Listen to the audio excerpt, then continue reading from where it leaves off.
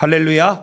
예, 오늘은 신명기 말씀을 통해서 어린이 주일, 어린이에게 주고 싶은 메시지. 사실은 어린이보다는 우리 어른들에게 주고 싶은 메시지를 여러분들과 나누기를 원합니다. 여러분, 특별히 오늘 어린이 주일을 맞이해서 하나님의 뜻을 묵상하고자 합니다. 여러분, 우리 어린이라고 하기에는 다 커버렸습니다. 키가 너무 큽니다, 아이들이. 이 아이들이 우리 가정의 미래이고 또 우리 교회의 미래이고 하나님께서 우리에게 맡겨준 소중한 선물임을 여러분 인정하십니까? 아멘이시죠? 여러분, 우리에게는 사명이 있습니다. 그것은 바로 우리의 다음 세대, 우리 아이들에게 복음을 가지고 믿음의 씨앗을 심고 하나님을 사랑하는 마음을 가르치는 일. 이 일을 바로 우리 부모와 우리 교회 공동체가 함께 감당해야 되는 책임이라는 것입니다. 오늘 신명기 6장 말씀을 통해서 부모와 교회가 어린이들에게 믿음을 어떻게 심어줄 수 있는지에 대해서 함께 생각해 보았으면 좋겠습니다. 여러분, 오늘 본문 신명기는요, 하나님께서 이스라엘 백성에게 하나님을 사랑하는 마음을 깊이 새겨라 이렇게 이야기합니다. 그것을 자녀에게 부지런히 가르쳐라 이렇게 이야기합니다. 아니요, 명령하고 있습니다. 여러분, 명령은요, 지켜도 되고 지키지 않아도 되고 그런 문제가 아닙니다. 이스라엘 백성들에게 하나님의 명령은 반드시 지켜줘야 될 하나님의 말씀인 줄로 믿습니다. 아멘이시죠? 여러분, 우리가 하나님께서 주신 명령 10계명이 있습니다. 다들 아시잖아요. 그런데 여러분, 우리 보통 사람들은 10계명을 우리의 ጽ고에 따라서, 우리의 생각에 따라서, 우리 경험에 따라서 지켜도 되고 지키지 않아도 되고 선택할 때가 있습니다. 그런데요, 여러분, 이 10계명을 원어로 잘 보시게 되면 절대로 하지 마라 이렇게 이야기하고 있습니다. 그리고 반드시 지켜라 이렇게 이야기하고 있다는 것입니다. 그냥 해도 되고 안 해도 되고가 아닙니다. 우리가 크리스천이라면, 예수님을 믿고 있다면 하나님의 명령에 우리는 반드시 순종해야 하는 줄로 믿습니다. 여러분, 이 말씀은요, 과거에 주어졌지만 과거에만 주어지는 교훈이 아닙니다. 오늘날 우리에게도 여전히 하나님께서는 이것이 중요한 우리의 법으로 남아있기 원한다는 것입니다. 하나님을 사랑하는 마음, 그리고 하나님의 말씀을 삶 속에서 실천하는 것이 바로 믿음이다. 성경은 이렇게 이야기합니다. 부모로서, 교사로서, 어른으로서, 교회 직분자로서 이 믿음을 어떻게 전할 수 있을지 함께 고민하고 실천할 수 있는 방법을 여러 가지로 찾아보았으면 좋겠습니다. 여러분, 우리는 어린이들이 신앙을 바르게 배우고 성장할 수 있도록 돕는 역할을 해야만 합니다. 그러나 그들의 신앙은 단지 말로만 전달되는 것이 아닙니다. 부모와 교회가 보여주는 사랑과 실천을 통해서 사실은 그것이 진짜로 전해질 수 있다는 것입니다. 하나님의 말씀을 입으로만 가르치는 것이 아니라 삶으로 전하는 것, 그것이 우리의 책임이다. 이것이 가장 중요한 방법이다라는 것을 기억하셨으면 좋겠습니다. 여러분, 오늘 이 말씀을 통해서 꼭 혹은 자녀가 있든 없든, 혹 자녀가 벌써 대학교를 졸업하든 어른이 됐든 간에 우리 어른으로서의 사명이 무엇인지를 함께 나눠보았으면 좋겠습니다. 첫 번째는 다하고입니다. 오늘 본문에 보시게 되면 다하고라는 단어가 중복적으로 등장을 합니다. 다하고. 하나님을 사랑하는 마음을 어린이들에게 심겨줘야 한다고 이야기하는데 어떻게 심겨줘야 된다고요? 다하라고 이야기합니다. 다하라고. 신명기 6장 5절 말씀 함께 읽어보겠습니다. 시작. 너는 마음을 다하고 뜻을 다하고 힘을 다하여 내 하나님 여호와를 사랑하라. 아멘. 여러분, 이게 옥극이 비밀입니다. 사랑하라 이렇게 이야기합니다. 히브리어로 아하브라는 단어입니다.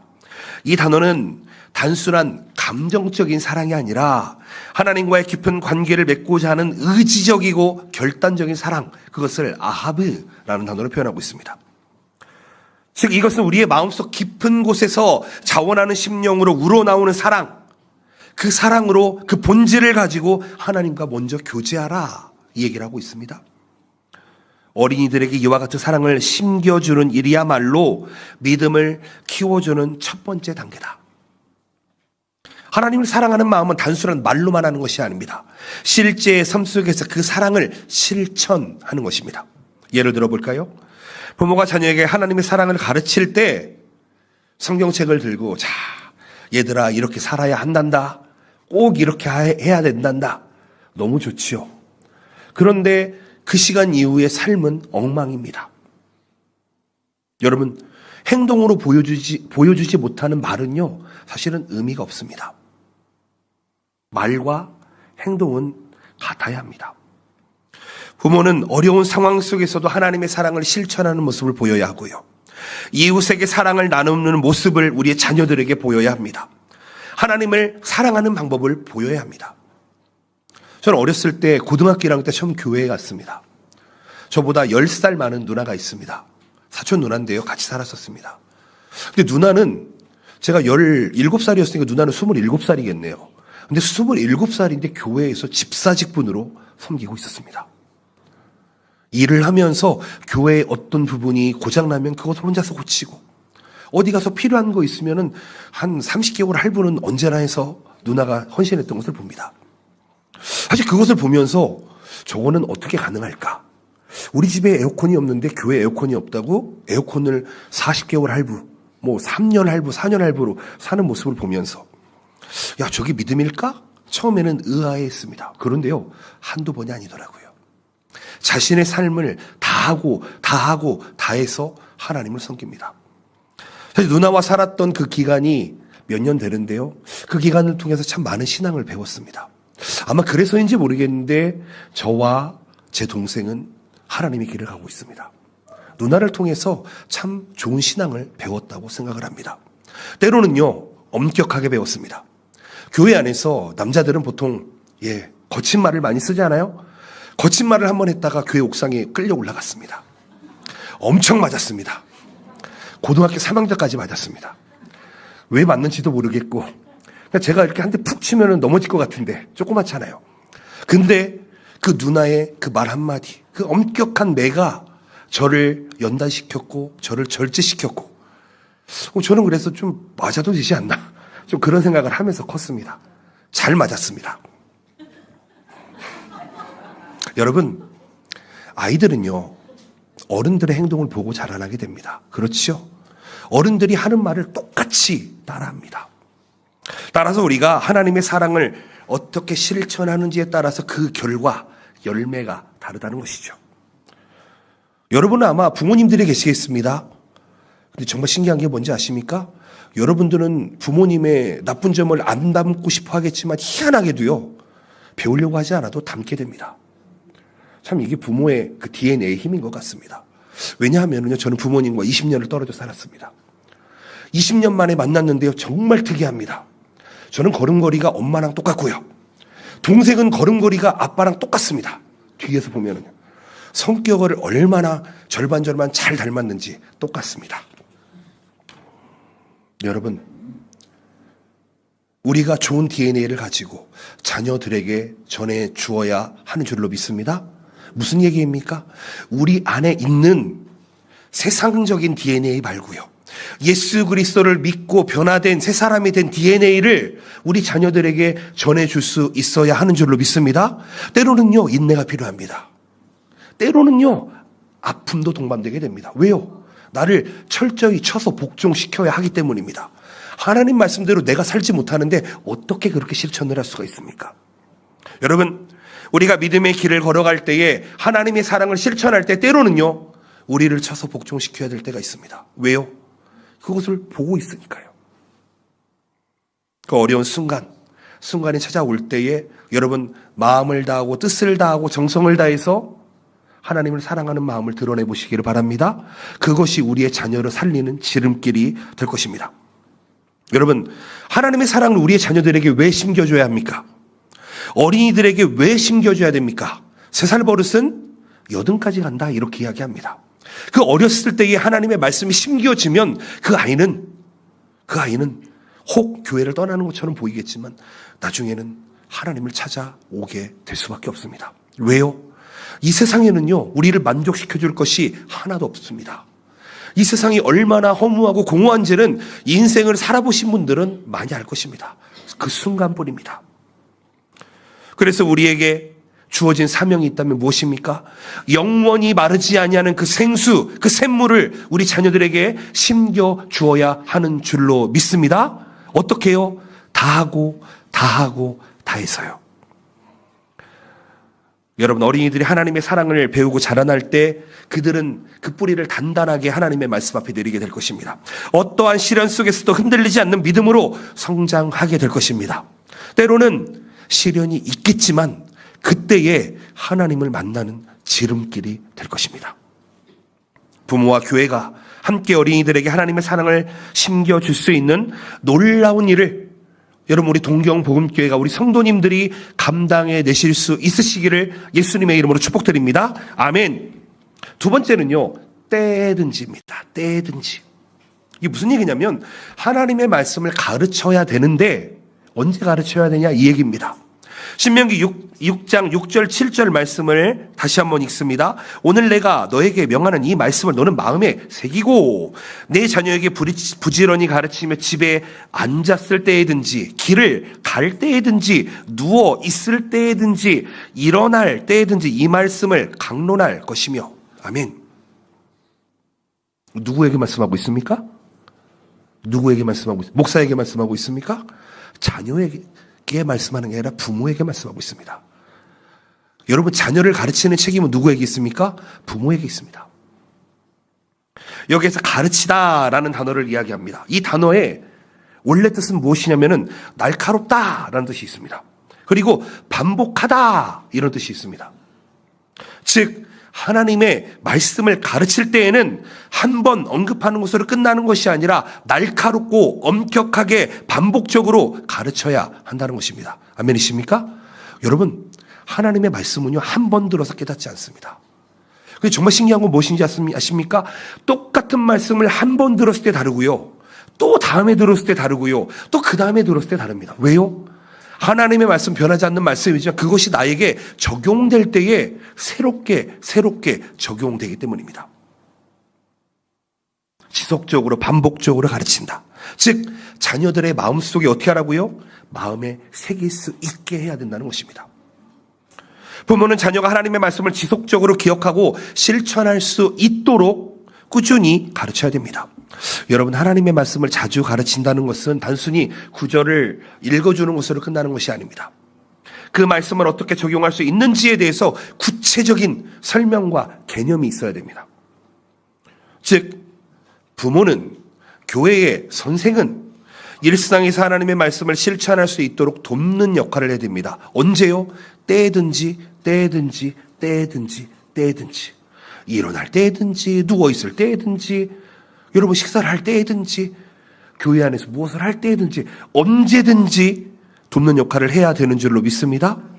예를 들어볼까요? 성경 속 이야기를 통해서 하나님의 뜻을 가르칠 수 있습니다. 성경에는 여러 등장인물들이 등장을 합니다.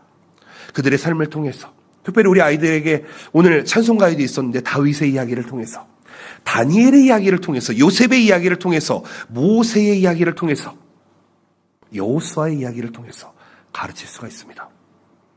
그런데 가르치기 위해서는 어떻게 해야 되는지 아십니까? 먼저 공부해야 됩니다.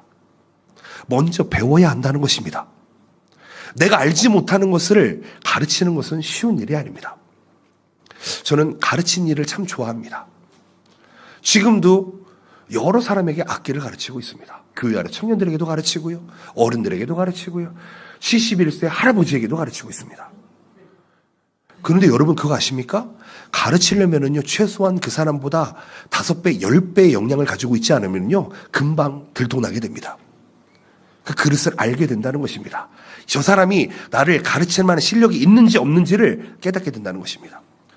성경도 이야기해 볼까요? 여러분, 우리가 하나님의 말씀을 자녀들에게 가르치는데 일어날 때든지 누워있을 때든지 일할 때든지 가르칠 터인데 여러분, 내비천이 다 드러나면은 여러분 그것을 우리 아이들이 나중에 동의할까요? 그것을 받아들일까요? 그렇지 않다는 것입니다. 즉 무슨 얘기냐? 반대로 일어날 때든지 누워있을 때든지 무엇을 할 때든지 여러분들이 먼저 하나님의 말씀을 배우고 읽고 묵상해야 하는 줄로 믿습니다. 그것을 가지고 가르칠 수 있어야 합니다. 여러분, 부모와 교회는요, 말씀을 단지 가르치는 것에 그쳐서는 안 됩니다. 실제로 어떻게 살아가는지를 보여줘야 합니다.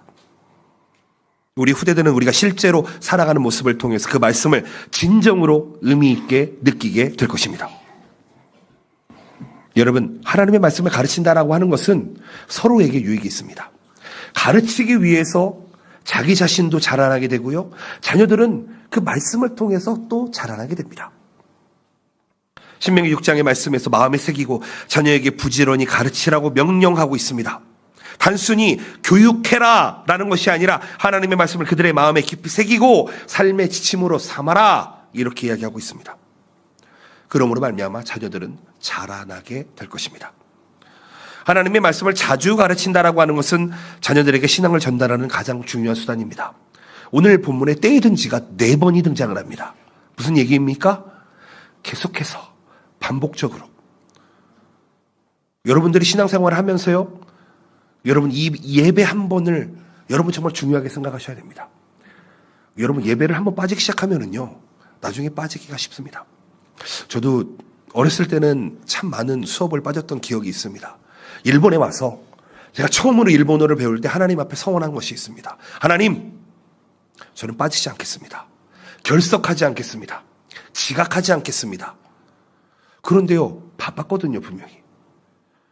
공부도 해야 되고, 아르바이트도 해야 되고, 교회도 섬겨야 되고, 교회 일이란 일은 다 참여해야 되고, 청년이었지만 그런 열정을 가지고 있었습니다. 그런데 신기한 게 뭔지 아십니까?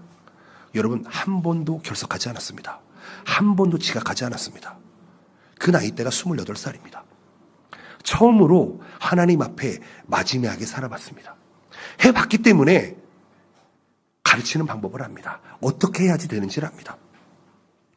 제가 일본에 처음 왔을 때 2007년도입니다. 많은 친구들이 있었습니다. 주변에 한국 사람만 1000명 이상이 학교에 있었습니다. 근데 그 중에 일본에 남은 사람이 몇 명인지 아십니까? 놀랍게도 제가 연락하는 사람이 한두 명밖에 없습니다.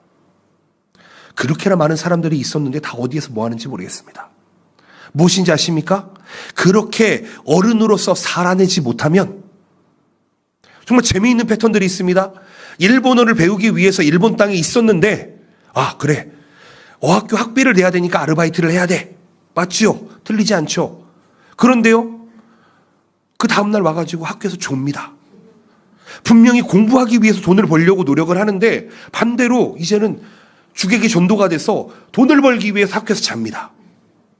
여러분, 어떤 게 진정한 본질입니까?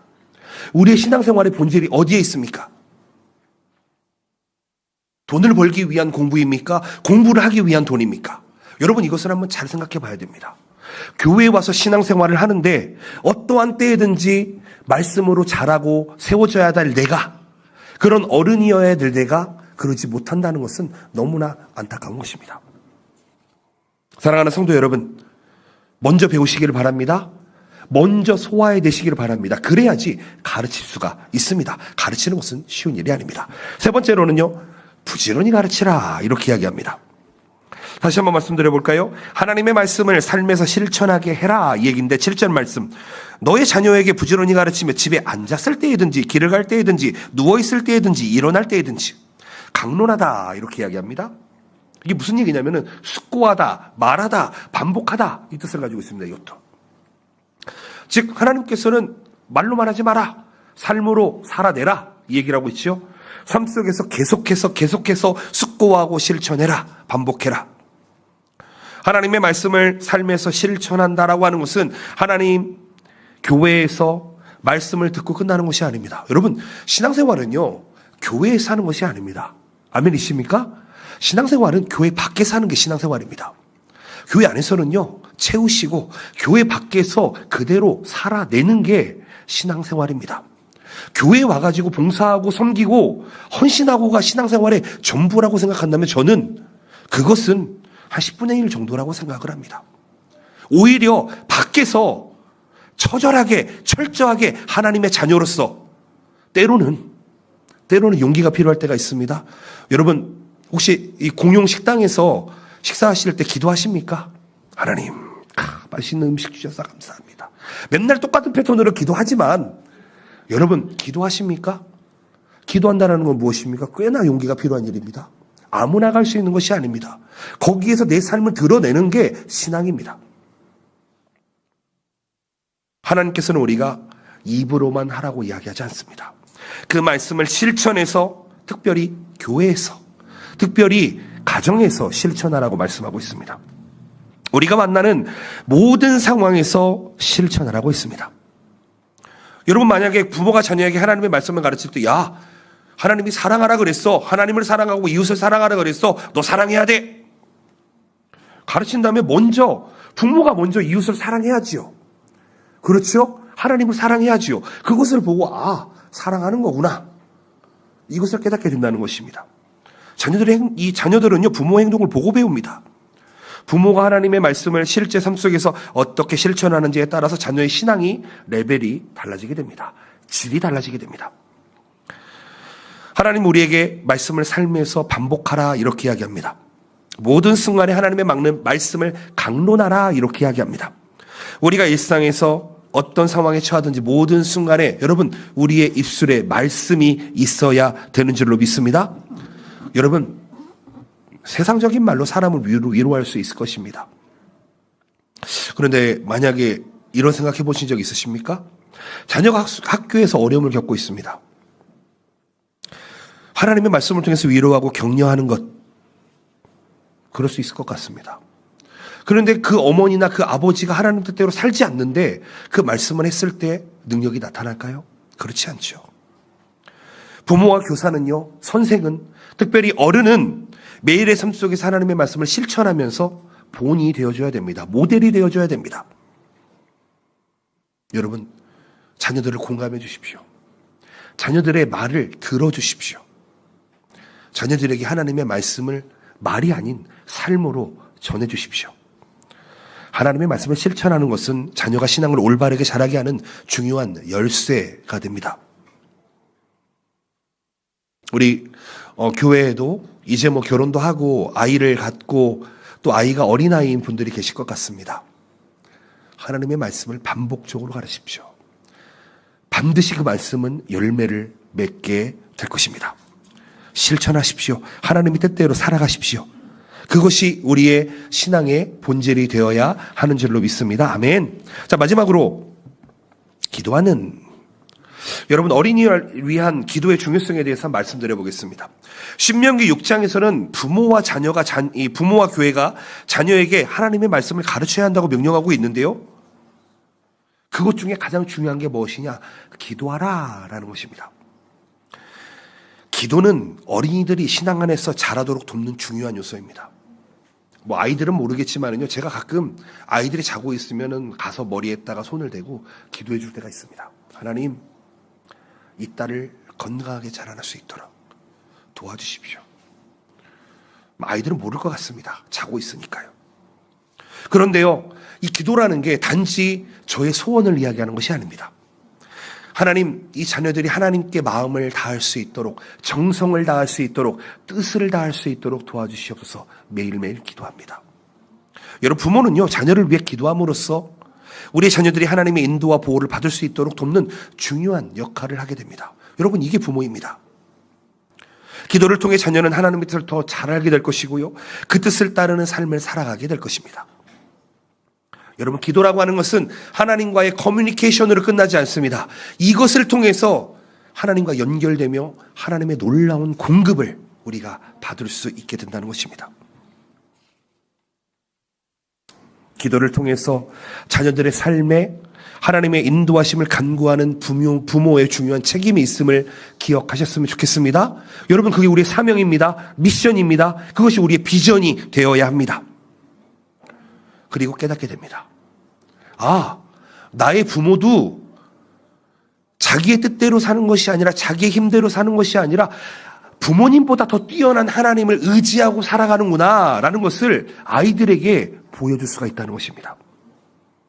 여러분, 기도는 단지 자녀가 성장하는데 필요한 물질, 어떤 정신적인 평안만 주는 것이 아니라 그들을 영적으로 자라나게 할 수 있는 충분한 핵심적인 부분이 됩니다. 그리고 기도는요, 자녀와 함께 하는 것입니다. 아멘이십니까? 여러분, 자녀들이 힘들어할 때에 함께 기도해 보시기 바랍니다. 안아주시고 기도해 보시기 바랍니다. 특별히 우리 교회에 우리 권사님들, 우리 자녀들을 품어주시고 기도해 주시기 바랍니다. 한마디면 됩니다. 하나님의 사랑이 충만한 아이 되게 도와주시옵소서. 하나님의 평강이 충만한 아이들 되게 도와주시옵소서. 하나님의 말씀에 충만한 아이들 되게 도와주시옵소서. 여러분 간단하지 않습니까? 축복해 주십시오. 기도를 통해서 여러분의 자녀는 새롭게 될 것입니다. 기도를 통해서 우리의 다음 세대들은 새롭게 자라나게 될 것입니다. 아멘. 여러분 함께 기도하는 것이 좋습니다. 마지막으로 우리 아이들을 위한 기도를 통해서 그들이 하나님의 은혜와 사랑을 온전히 경험할 수가 있다는 것을 기억하셨으면 좋겠습니다. 기도는 우리는 하고 잊어버릴지 모르겠습니다. 그러나 하나님께서는 그 기도를요 절대 잊지 않으십니다. 절대로 변하지 않는 하나님이십니다. 그 하나님께서 우리의 기도를 귀 기울이시고 그리고 지금도 응답하여 주시는 줄로 믿습니다. 아멘. 말씀을 정리했으면 좋겠습니다. 여러분, 우리는 오늘 신명기 6장 1절에서 7절 말씀, 여러분 이 구절이 얼마나 중요한 구절인지 아십니까? 이스라엘 사람들은 신명기 6장을 달달달달 외우고 있습니다. 왜요? 여기에 들어라 라는 단어가 있는데 이게 빠져 있습니다. 명령형입니다. 쉐마 이스라엘 하면서 이게 쭉쭉쭉쭉 나오는 단어입니다. 이게 무슨 얘기입니까? 너희들은 하나님의 말씀을 들어라. 너의 마음을 다하고 뜻을 다하고 정성을 다해서 너의 하나님을 사랑하라. 그리고 너가 일어날 때든지 누워있을 때든지 앉아있을 때든지 하나님의 말씀을 강론해라. 명령형으로 되어 있다고요. 여러분 그 말씀을 가르치는 우리의 사명이고 우리의 숙명이고 우리의 숙제가 되어야 하는 줄로 믿습니다. 그리고 여러분 아이들과 함께 기도하며 나아갑시다. 기도할 때에 여러분들의 가정이 변화되는 줄로 믿습니다. 여러분 자녀들과 스킨십을 많이 하십시오. 전 집에 들어가면 가장 먼저 하는 게 이겁니다. 이게 뭔지 아십니까? 안겨라 이 얘기입니다. 뭐 언제까지 해줄지는 모르겠지만 매일 노력하고 있습니다. 둘째가 요즘 사춘기인 것 같습니다. 째려봅니다. 째려보면서 하기 싫은데 어쩔 수 없이 안 하면 아빠가 계속 서 있을 테니까 한번 쓱 안아주고 갑니다. 그럼 저는 방에 들어갔다가 다시 나옵니다. 네. 왜 그럴까요? 기도해주고 싶어서 그렇습니다. 사랑해주고 싶어서 그렇습니다. 하나님, 이 시기를 잘 넘어가게 도와주시옵소서. 지혜롭게 살아가게 도와주시옵소서. 그런 마음으로 알아줍니다. 여러분, 다시 한번 오늘 말씀을 마음에 새겨보셨으면 좋겠습니다. 말로만 자녀를 가르치는 것이 아니라 내가 먼저 하나님의 말씀을 배우고 내가 먼저 하나님의 말씀 앞에 겸손히 엎드리고 내가 먼저 하나님의 말씀 앞에 순종할 때에 여러분 자연스럽게 하나님의 말씀이 우리 자녀들에게 흘러가는 줄로 믿습니다. 여러분 자녀들은 부모의 거울이다라고 이야기합니다. 우리 교회 후대들의 모습을 보면은요, 우리 교회가 어떤 교회인지를 알 수가 있습니다. 저는 우리 교회 아이들이요 아주 밝고 건강하게 자라나기를 원합니다. 아멘이십니까? 자, 그럼 반대로 생각해 봅시다. 그런 아이들이 되기 위해서는 어떻게 돼야 될까요?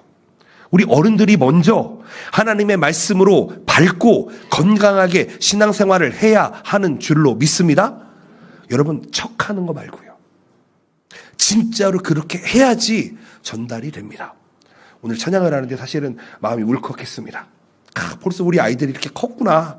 정말 조그만한 아이들이었는데 이렇게 크고 건강하게 폴짝폴짝 뛰면서 찬양을 하는구나. 때로는 어떤 친구는 너무 샤이하게 너무 수줍음같이 이렇게 하긴 하는데 안 할 수도 없고 이거 진짜 여러분, 그런데요 저는 기대합니다.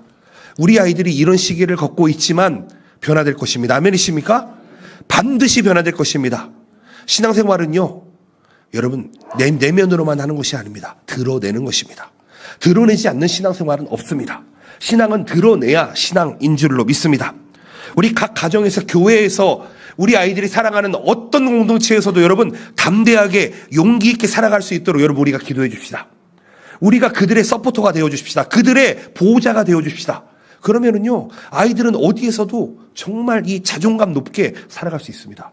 여러분 자존감이 뭔지 아십니까? 이게 정말 중요합니다. 사실은 저도요 등치가 이렇게 큰데도 저는 약한 존재라고 맨날 생각하며 살았습니다. 아마 지금도 그런지 모르겠습니다. 그런데요, 저 힘 누구보다 세고, 누구보다, 사람들은 저를 보면 언제나 무슨 운동 하십니까? 여기를, 지나가다 어떤 일본 분은 여기 이렇게 만져보시더라고요. 이거 무슨 운동 하시냐, 그러면서.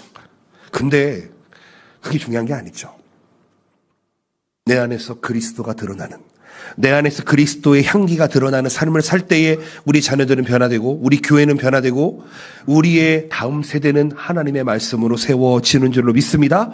여러분, 그런 부모로서 살아갑시다. 그런 교회로 살아갑시다. 그런 공동체로 살아갑시다. 어린이들에게 믿음의 기초를 세워주고 그들이 하나님의 뜻을 따라 살아갈 수 있도록 우리가 잘 인도하는데 책임을 다해봅시다. 어떤 때든지 말씀을 전해봅시다. 하나님께서 우리를 사용하실 것이고, 우리 교회는 놀라운 일들을, 기적을 맛보게 될 것입니다. 여러분, 함께 걸어갑시다. 신앙생활은 혼자만 하는 것이 아닙니다. 나만 하는 것이 아닙니다. 함께 하는 것입니다. 그래서 어려운 것입니다. 여러분, 인생을 살아보면은요, 나 혼자만 책임지는 거는 너무 간단합니다. 나만 잘하면 되니까요. 근데요, 공동체는 좀 달라요. 성경에서 왜 이 가족 공동체를 만들어 갑니까? 가족이 되기 위해서는요, 때로는 나를 절제하고 나를 희생해야 될 때가 반드시 오게 됩니다. 여러분, 아이들이 잘 자라게 하고 싶으십니까? 여러분들의 삶을 한번 내어놓아 보십시오. 예수님을 닮아서 희생해 보십시오. 그러면은요, 아이들은 바르게 안 자랄래야, 맞나? 바르게 안 자랄래야 안 자랄 수가 없습니다. 그렇죠? 맞죠? 요즘 한국말이 좀 어렵습니다. 여러분, 아이들이 하나님 나라의 일꾼 되게, 목사가 되게가 아니고요, 하나님을 섬기는, 어떤 직업을 가지더라도 하나님을 섬기는 놀라운 아이들이 될 수 있도록, 여러분 10년 후면 이 친구들이 청년이 될 것입니다. 그렇죠? 청년이 되면 놀라운 교회 일꾼으로 세워져 있을 것입니다. 기대해 보십시오. 우리 교회 다음 세대의 일꾼들, 그리고 이들 중에 우리 교회 집사가 될 것이고, 안수 집사가 될 것이고, 장로가 나올 줄로 믿습니다. 목회자가 나올 줄로 믿습니다. 하나님, 이들 중에서 판검사가 나올 줄로 믿습니다. 이들 중에서 이 시대를 좌지우지하는 그런 놀라운 이 시대의 리더가 나오게 될 줄로 믿습니다. 믿음으로 키워봅시다. 아멘. 기도하시겠습니다.